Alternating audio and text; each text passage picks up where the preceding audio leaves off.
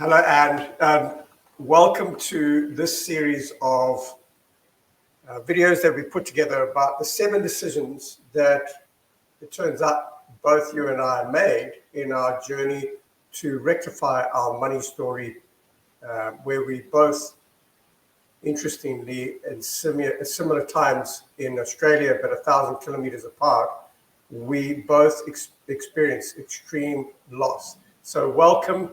And Noler Harris is my business partner in our business, Keep Changing Lanes. And we are personal growth consultants. We help people move from where they are and overcome whatever the limiting beliefs or the patterns of habits that are holding them where they are. And we help them progress, get rapid impact results, often results that they didn't believe were possible. So welcome, Anne. As we were chatting before we got started, what I'd love to do today is just, in this short video, just go over where we were emotionally when we realized that we'd just lost, well, for me in particular, pretty much everything. So I'll start with you, Anne. When you moved to Australia, you had a bit of a financial hiccup. Can you talk to us about that and how you felt at that point in your life? Yeah, I had a massive wake-up call. So we'd just emigrated. I'd always been very controlled and looked after money. We'd saved up so that when we came here, we didn't have any mortgage. We didn't need to work for the next couple of years, and we were financially secure. And I really wanted to do that because my husband had left such a fantastic job in the UK, and I was the one who wanted to emigrate, and he came with me. It was always me who had been driving that for our children and just lifestyle.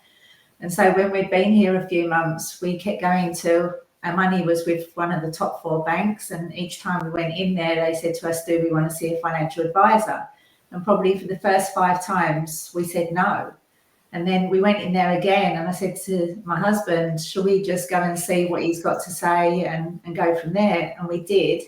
And to cut a long story short, what happened is we ended up investing a lot of our wealth and also borrowing money as well with his advice to invest. And we actually had invested just under $1 million.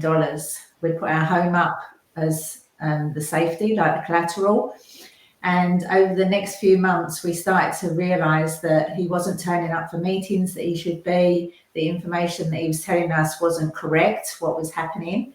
And when we started to get letters from the bank to say if we didn't start to make repayments, which should have been done automatically with the money that was being generated from the investments, that we was going to lose our home. And Shane, I'm not joking, during this whole experience, I have never been so stressed in all my life. Like the fear of losing absolutely everything and being in a foreign country as well, like not having a support network. We didn't tell our family or our friends what was going on. We just kept it to ourselves.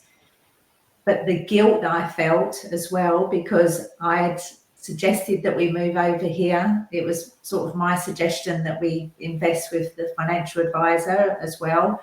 And now we was like at rock bottom, and I was so worried about my husband's mental health as well. Like he couldn't get work over here because he was too qualified, coming from working in London to coming over here.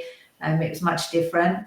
And just lying in bed one night and could hear my heart beating so loudly. I thought it was like making the bed vibrate because I was just so angry and so disappointed. I couldn't believe that I'd made the decision. We'd made the decision that we had to do this. It was such an emotional roller coaster ride, and it really rocked everything. My whole foundations to do with money, to do with everything. And as I said, we were both at rock bottom during that experience. I felt that, Anne. That was terrible. Yeah. And okay, so over the next couple of videos, we're going to talk about actually what we did. But what I just wanted to go, because I resonate exactly with what you said, because when I lost everything, what really struck me now, if I look back at it, is that I spent most of my time, once I'd realized that no one was coming to save me, that it was up to me. I was spending hours every day driving from appointment to appointment. I had a salesman's job, and I was just comparing myself to the people that were in kind of the parents of the children that my kids were at school with. We were living in Sydney, and some of those parents were earning enormous amounts of money, and I could hardly bring in $1,000 a week, and I wasn't cutting it. The shame I felt was palpable. I was a husband. I'd failed my wife. I was a father, or am a father.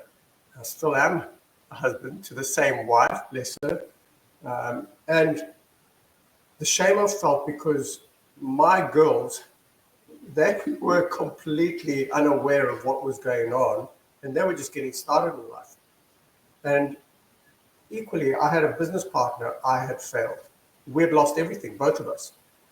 So I think that what really stalled my progress was staying in that emotional state, because I actually didn't know what else to do for so long. And so what I'd like to do over the next number of videos, I've said there's probably 9 in total, but it might grow. I'm going to keep them short, is just go through the basic 7 decisions that were made. And it was intuitive how they came along, now that I look back at it. But I believe totally, and I know you feel the same way, and that we had to go through our financial story so that we can come to this video now and help people understand how they can get ahead a lot quicker. Some people will take this information, some won't. How do you feel about that, Anne? Yeah, great, because I know that I had to go through that experience to hit rock bottom to then rebuild from that. And it actually got me into the right lane to be able to do the work that I do. And I've been doing that for over 14 years now. So I'm very grateful for the experience that happened, because I learned so much from it. But going through it at the time was horrific. All right.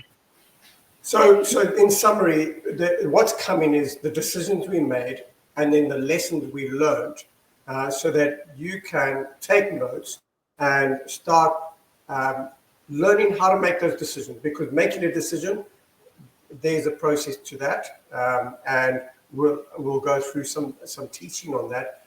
But the decisions once made, then what I had to do, and I don't know if it was the same for you, and is I had to find like-minded people to support me through the transition and the crossover into, like you say, a new lane of understanding and holding that lane, staying there and not regressing. Would you agree with that, Anne? Yes, yeah, definitely. All right. All right, so we'll bring the next video as soon as we can. And thanks for watching.